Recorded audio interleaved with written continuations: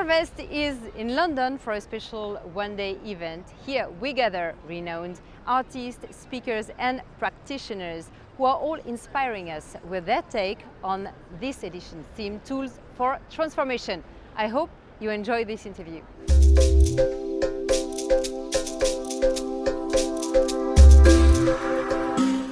Hello, today I am with Louie Schwartzberg. He's a visual artist who breaks barriers and an award-winning movie maker who tells stories that celebrate life and reveal the mysteries and wisdom of nature, people and places. Alongside successes such as Mysteries of the Unseen World, Wings of Life, Fantastic Fungi and more recently Gratitude Reveal, Louie is also developing visual healing, an immersive health and wellness program to reduce stress and anxiety. Hello, Louie. Great to be here with you. Yeah, great to be with you this time in London. Thanks for being here. So, last time we were in Kaplankaya. You are a nature lover, and we are in London. How do you feel in cities? Oh, wow. I like the energy of the city, but only for 2 or 3 days. Yeah. And I love the fact that in a way, a city is like a microcosm of like a coral reef, in a way. I mean, not one person builds a city. So it's a miracle that people come together, which is nature, right? Yes. It's like a giant ant colony or a coral reef. I admire it from a biological point of view. Interesting. That it is built, it is as natural as anything else in nature. Okay. Was it a bit more noisy? Yeah, but it's got energy that comes in, energy comes out, people flush the toilet, everything goes out. It works like any other biological organism. So if you look at it from that perspective, you can look at it with a lot of admiration and gratitude. Yeah. How do you cultivate your appreciation of beauty in big urban cities? Oh, every time I see graffiti, I see beauty. Every time I see a crack in the sidewalk, I see beauty. Okay. So as a filmmaker, photographer, I love going on a walk and seeing what inspires me. And I love that voyage of discovery, of not knowing what's going to turn me on. It could be anything. It could be a fire hydrant. It could be a splash of paint on a wall. If it engages, me and it touches my soul, then I also assume it touches everybody's soul, because then it becomes universal energy. And I was just wanted to ask you how your deep connection to nature, but maybe more in general of observation of nature, has influenced your personal sense of well-being.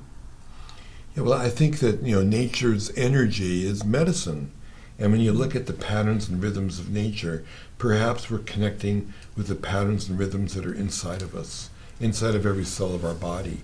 Yeah. Because whether you go to the beach and see the patterns on the sand, or you go to Mars, it's all the same. And I think the same thing is happening inside of our body.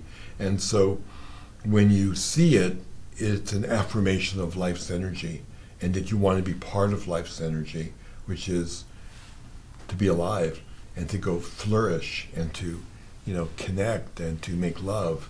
You want to do all of those things. These are beautiful reminders that you want to be moving forward and not being stagnant. So Louie, do you manage to disconnect from your job of a movie maker, or are you always trying to, when you see something, that would make a good shot? And It's a great question. I think I do both.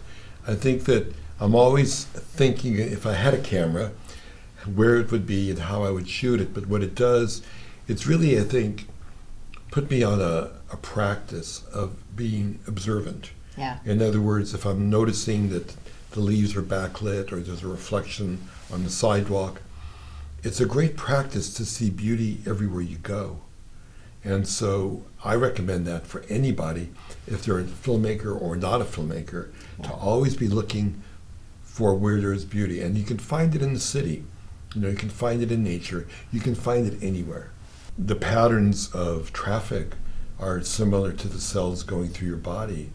I mean, I love looking for those connections, and those rhythms and patterns are universal. I mean, the city and people are nature. It really isn't separate from nature.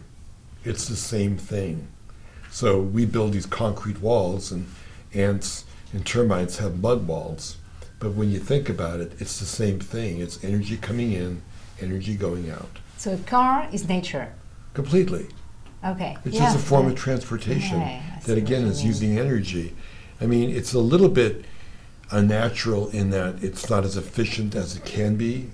In nature, we never waste a molecule, and we're learning because of environmental degradation that some of the tools we've created don't work as well as they could.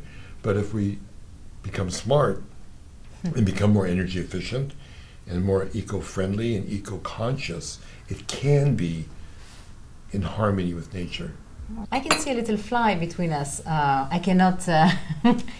I cannot do this to you. You will be shocked if I move the fly. You can kill a fly. Yeah. Sure. Yeah, you would be shocked. Oh, would I be shocked? No, I think it's okay. You're just going to recycle his energy and his molecules. Are you okay? So Totally you're not okay. like to. It's okay, like to. How do you say? To spray mosquitoes. No, Or because not? if it's a pesticide, it's going to end up, poisoning the environment and perhaps poisoning yourself. If the mosquito's really bugging you, it's fine to kill it. I don't have a problem with that at all. Okay, an extremist. Okay. Because mosquitoes bug me too. I mean, it's weird. Every time they come out at magic hour, right? Yeah. Twilight, sunrise, sunset, which is the perfect time to film. And I've asked myself this question, why did the universe or God create mosquitoes? And especially when the lighting is most beautiful. And I think the reason is it's a reminder that we're mortal. That we have to keep our wits about us. Because otherwise I'd probably take my clothes off and run around like a little nymph or an angel. That this is heaven on earth. Yeah. Everything is beautiful. But the reality is I'm still a human being in a body. I need to eat. I need to get water. I need to find my car. I need to do things after I get the shot. And the mosquitoes remind me that I'm mortal. Yeah, okay, interesting. Can you tell me more about your project of visual healing, how it works, and if there are some scientific principles or studies that support the effectiveness of visual healing? So I had a series on Netflix, which actually I've just put onto the Louie channel, but the moving arts series, I've had hundreds of comments from people who said it helped me put my children to bed at night, children with autism, teenagers who were suicidal, stress, anxiety, post-op, pre-op, end-of-life anxiety. Hundreds of comments where the program is music and imagery with no words. And so without me even coming up with a suggestion or a proclamation, hey, this is visual healing and it's good for you, people on their own use it as a practice and they'll watch the same episode every day. Okay. Based on that, I thought, let's bring it into healthcare. So we've instituted it like at the Jacobs Medical Center in La Jolla in San Diego, and dialysis treatments now at UCLA. And what's really great is 4 days ago, we just got a report that the combination of my imagery with psilocybin at the Pacific Neuroscience Institute in Santa Monica, they did a clinical trial to treat alcohol addiction. And it showed that the patients who watched my video as they came onto psilocybin ended up with better results than the patients who only did psilocybin by itself. So again, nature's imagery is healing. Yeah. And when you think about it even deeper, why is it that we have healing modalities for every sensory receptor except vision? You've got massage for touch, we have music for hearing, aromatherapy for smell, healthy food for taste. Vision is the most important sensory receptor you have. 80% of the data that you receive comes into your eyes. And the retina isn't really your eye, it's really an extension of the brain because it takes light energy, turns it into an electrical impulse that then goes to the brain. Wow, okay. So you're getting an immediate feed of energy based on light hitting your eyes. What type of images are the best to show? Is it like nature or shapes or? No, I think it's nature because the shapes in nature are universal. You could say they're sacred. People refer to it as sacred geometry, but it's definitely healing, and there's a reason for it. One is you think about the fact that spirals and are the most efficient way for energy to be transmitted. Nature over hundreds of billions of years has figured out the most efficient way to conserve and transfer energy. So I believe if you look at these rhythms and patterns, you are looking at what is the most efficient way to be alive. Yeah. Networks, spirals, these are all sacred patterns. There's no right angles in nature. Think about True. that. Yeah. So if you look at these, shapes and patterns, I think they're healing. Fantastic. And does it relate well with other holistic approaches like mindfulness, meditation, or energy healing? Have you tested like the completely holistic approach with the visual healing? I think it's brand new Yeah. to incorporate visual healing into these other practices, but I think they would be a great fit. I mean, obviously, I use music with my imagery. I use sound effects that are nature. You'd want to be perhaps in a comfortable bed with vibrations that could be in sync with the music. We have a lot to invent and a lot to discover in this area where we can combine sensory receptors that trigger emotional responses that are healing. Yeah. Do you find like people are more open to that it was much people who were much reluctant before? Do you think do you find a shift? Definitely. I mean, look, the whole wellness market is now a $1.3 trillion market. I don't think it was like that 20, 30 years ago. Yeah. So, yeah, I mean, people are becoming much more aware about the food they eat. When they go on vacation, they don't want to just sit around the pool. They want to be able to be immersed in nature. They want to have an experience that's going to change their life and make their life better. And Louis, are there people for whom it's not advised, have you noticed, to be to do visual? I can't imagine No. it being bad for anybody. You are nature. You're looking in the mirror when you see nature's imagery.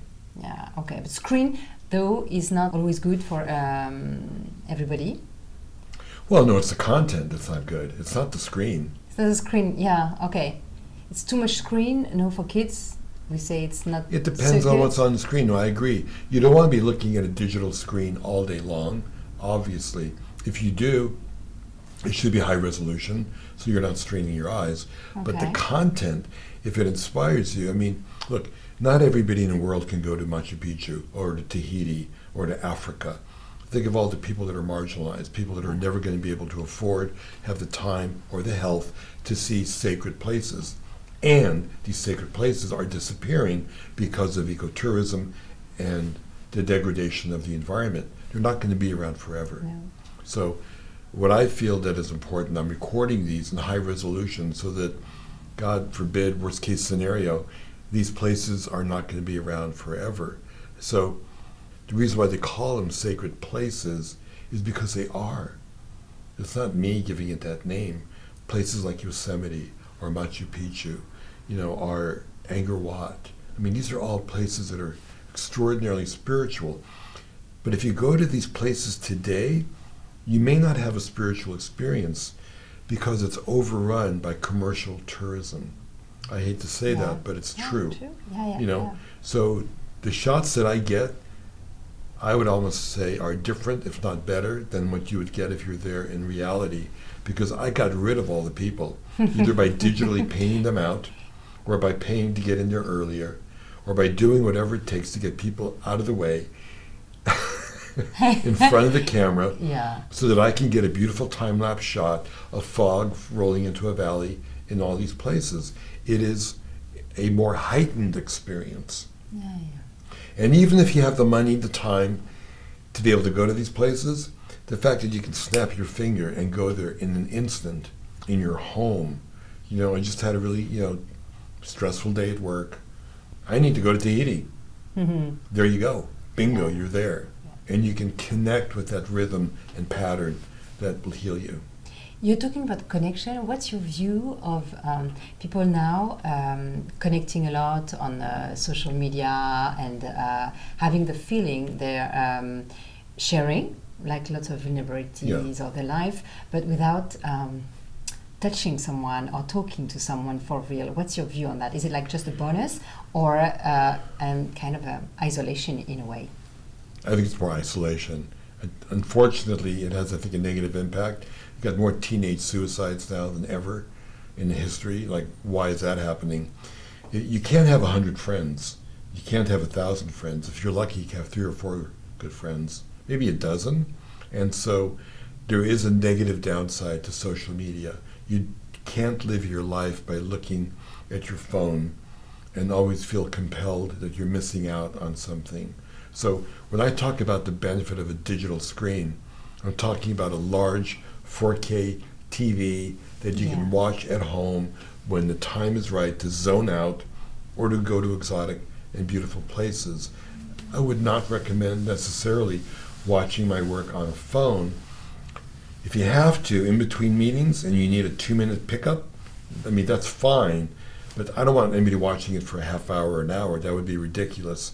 And I think it's unfortunate that young people today who naturally have peer pressure, who naturally want to be accepted by their, friends, have become addicted to this technology, which has spent billions of dollars to figure out how to keep you addicted.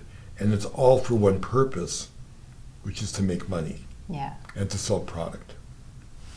Yeah, but also the tendency, even if it's not like for comparison, even with positive feeling, like people also have more and more positive feeling, digital positive feeling, replacing like to go out with digital positive feeling conversation. I think you have to talk face to face. I mean, guys don't know how to talk to girls anymore. They don't. Okay. It's a problem. I mean, they've written books about it. It's really sad. You have to go through the experience of knowing how to be, social, and knowing how to come up to a girl and be friendly, or vice versa. I mean, you get away with stuff on digital devices. I don't know. I've never really tried it myself, but from what I've read, that there's a big crisis with young men not knowing how to speak to women. Yeah, I can imagine that. Yeah. On Sunday for Harvest, you're going to show some images of mushroom. Yeah. How did you choose images, and what the point of this? What the goal? Well, fungi can do a lot of things, which is, mushrooms. They can heal the planet, they can heal your body, and they can shift your consciousness. So all 3 of those are really important. Mycelium can, stores carbon under the ground. 70% of the CO2 in the atmosphere goes into plants and trees, into the roots, and is stored in the mycelial network under the ground. Perhaps the greatest natural solution for climate change. Wow. The fact that mushrooms can, like lion's mane is good for cognitive repair, tricky tail for immunity, cordyceps for energy, and definitely psilocybin can help people with, mental distress. It's be able to have, one session with psilocybin versus 20 years of therapy. It's a miracle. I mean, why did nature create a molecule that can, help you see the issues that you're dealing with in a positive way, versus, taking antidepressants for 20 years and having no results at all. Yeah. So it's the power of mushroom. When did you fall in love with with the mushrooms? I fell in love with mushrooms in college, where I probably, took a psilocybin trip, and that certainly probably affected all my filmmaking, because I'm bored with the human vision. I don't shoot things at 24 frames per second very often. That's why I fell in love with time lapse, because I want to show people what does the world look like unfiltered from a flower's point of view. What does the world look like from a hummingbird's point of view? Our point of view is very narrow, right? And this whole idea of opening up your mind, in a way I use the camera as a time travel machine, because all I have to do is change the frame rate, and rather than talk about it, I can show you the perception of other organisms on this planet that have different metabolic rates, that live longer or shorter, and see things and experience life differently. Yeah. I mean, that's a mind blower. Yeah. That's funny, because for a lot of people, mushrooms are those people who haven't watched your movie, it's like a disgusting thing in the kitchen, or that's a sign of for a housewife of deterioration. Like Yeah, but ask yourself, it could be, instead of looking at it as the end of life where things break down, which is important, we have to recycle all these, organic matter for new life to come up. Maybe it's the beginning of life. If you don't have the basic molecules to feed a plant the nutrients it needs to grow, well then life would stop. So in a way it's the beginning of life, not the end of life. Yeah. So we are recycling ourselves thanks to mushrooms. Organic matter on the planet. Organic, All trees, plants, animals. There are no new atoms on the planet. Yeah, exactly. We're using the same atoms. You could be, part of you could be Aristotle, and who knows, right? And the good thing with mushroom, it's we're not going to lack of mushroom one day. Like it's like very sustainable. Yeah. Well, they've survived the 5 master extinctions on the planet, which is more than the dinosaurs did, and perhaps more than us. They've been through it all. They may have also been the first organisms on the planet. The theory is they came here on a meteor, and mushrooms started to break down organic matter, which created soil. Without soil, no plants, no food. Yeah. What's your favorite mushroom? I think I'd say lion's mane. It reminds me of lobster. Okay. It has a very kind of texture like lobster and tastes like lobster. And when it's just sautéed on both sides, it's perfect. Wow. So it's the taste and the shape.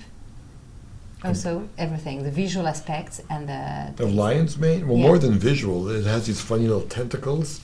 Yeah. But the way people cook them, you put them like in a big frying pan, and then you kind of squish it with another frying pan, you make like a patty out of it, then you flop it, and it's like a lobster steak. Okay, wow.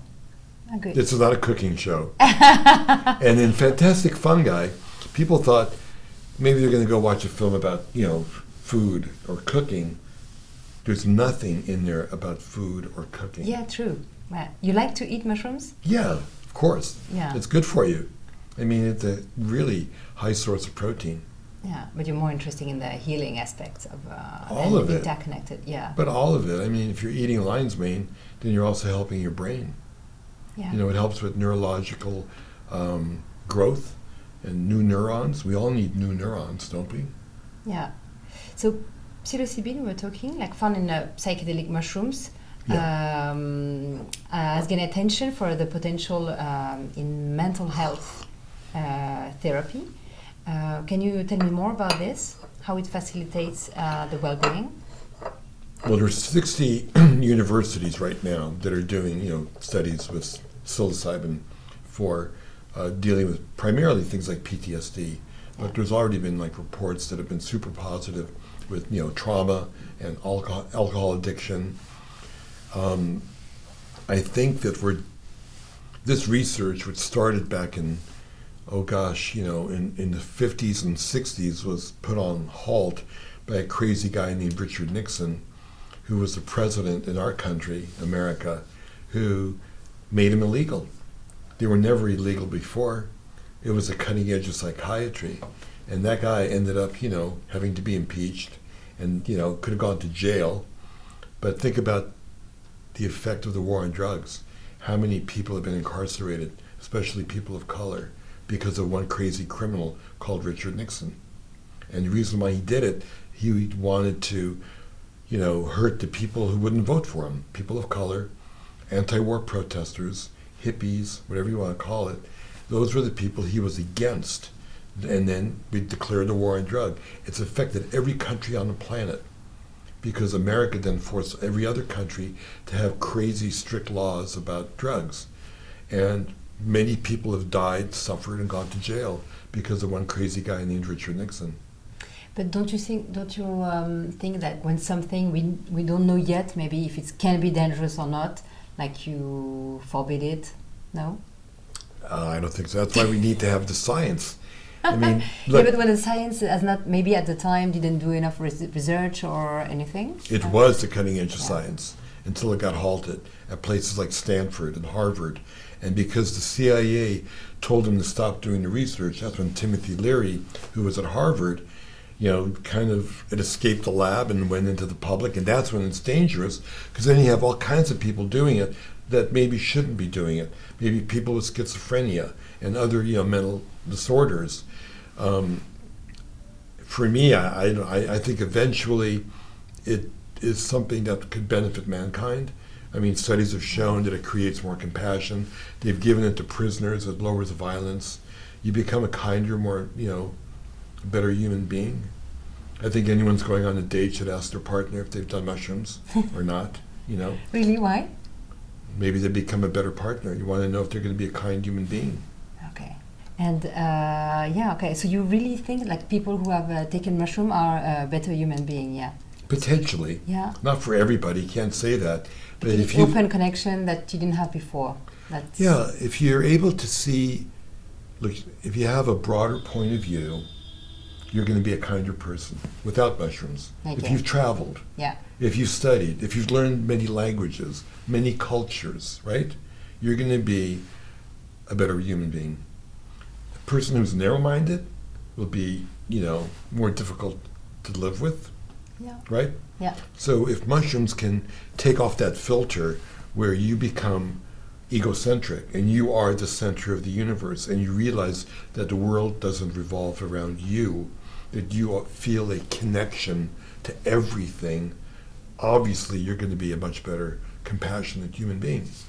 Okay, I understand, yeah. If someone is interested in exploring the world of mushrooms for their health or well-being, where should they begin and what resources can they access? I would suggest a good resource online is MAPS, maps.org. Yeah. It's a great resource to perhaps find where there are treatment centers. I mean, in America, for example, it's been, it's available in Oregon, in Colorado. The legislature in California just passed it. It's a movement that is happening broadly, and I think it's going to be as fast as cannabis was. I would say in 3 years it'll be available throughout America. Okay. And what you got Portugal, it's been, it's legal. I think Brazil, Costa Rica. Finally, I think the stupidity of these laws will fall by the wayside. Yeah. Are there some safety things to know about mushrooms? Yeah, I would not use it recreationally. Okay. I don't suggest doing that. I think it's sacred. You have to respect the indigenous cultures that have been doing it for thousands of years. It was always a bit of a rite of passage, an awareness, a spiritual experience. I personally would not take mushrooms and go to a rock concert. Okay, interesting. So I would not do that. Okay. I wouldn't know where to find the bathroom, number one. And I don't want to be surrounded by the energy of 1,000 people, I think it should be done in a careful, controlled, ideally maybe with a trained guide who has had the right training. And there are guides out and therapists that are being trained at places like California Institute for Integral Studies and everywhere. There's actually a shortage now of trained therapists because we have all these clinics that are opening up offering treatments. If it's done with respect, I think it's great. If it's recreational, that's your own choice. I personally would not do it recreationally. Okay, I understand. So I'm going to end with the last question, the harvest of the day. One question I'm asking to all the guests for Harvest in London. So it's following the theme of this edition in London. So what's your favorite tool to actively transform our society, our planet, or ourselves? I would say, without sounding, self-serving, that looking at nature's imagery would be a way to do it. Not everybody can go to these exotic locations, as I said earlier, not because of money, time, and health, but maybe because you would destroy them. You can't bring millions of people to a national park and not have a negative impact. But if people can watch the beauty and sacred energy that is there clearly, and it can not only give you an immersive experience, but an immersive experience that'll change your life, then you become a kinder individual, and therefore the choices you make will benefit the planet. You don't have to tell people to recycle. They will naturally not want to throw away that piece of paper because they love trees. If you tell people to do something like a to-do list, it doesn't work. Yeah. If you fall in love with something, you will do everything you can to protect it. Yeah. And so they can watch Louie channel. Yes. It's been out for about 2 months. We have about 30,000 registered subscribers. Wow. And the reason why I created the Louie channel is I thought there ought to be a place that families, individuals, children can go that's 100% safe. No violence, no stories about conflict, no sexual or racial or exploitation. And so I had enough content to launch it. So we have a carousel on gratitude, on fungi, Okay. Louie Land for kids, podcast about wonder and awe. And then I have conscious creators for other filmmakers to be able to present their work if it's the quality and the message fits what we're doing. For example, Howard Hall, the best underwater filmmaker in the world, has put his films on the Louie channel. And I know that looking at Hollywood entertainment is toxic. I know people have talked about video games, creates violence and all of that. I'm just saying we need a new story. Almost every story that Hollywood puts out is based on conflict or violence. And that creates cortisol in your body. That creates inflammation. That will not only make you sick, it will shorten your lifespan. It took a long time for people to figure out that smoking was bad for you, right? The industry stalled that for 20 or 30 years. Well, we're not sure about the science that smoking creates lung cancer. Yeah. Fast food definitely can kill you as well. But again, there's a lot of pushback on that, eating too much sugar and preservatives and all that stuff. What you ingest in your body affects you, and visual imagery can affect your mental outlook. And if you by the time you're out of high school, you've probably witnessed 1,000 murders on television. How many murders would you have ever seen in real life? Yeah. And what has that done to you? Has it made you more numb? Why do we have all these shootings? Why is there an increase in murders? At least in my country, in the United States. People are used to watching it. It's very unnatural. And every Hollywood, superhero movie, how many times were people killed, squashed, exploded? Yeah. Or even crime series, they stress me at night. Yeah, crime series, lawyer shows, doctor shows. So we need a new story, and I think it's the feminine story that it has to be told, because the feminine story is about rebirth, regeneration, cooperation, nurturing, letting life flourish. I think the male side of it is, survival of the fittest, kill or be killed. Now that is an element of nature, but only at the top of the food chain. Billions of interactions are happening in this moment right now at the microscopic level with pollinators. Billions of interactions are happening right now that regenerate life. If we don't have that, then there is no life for people at the top of the food chain. Thank you so much, Louie. Okay. Thank you for being with us. And My pleasure. I can wait to watch your movie about mushroom on Sunday. Great. See you soon. All right, thank you so much.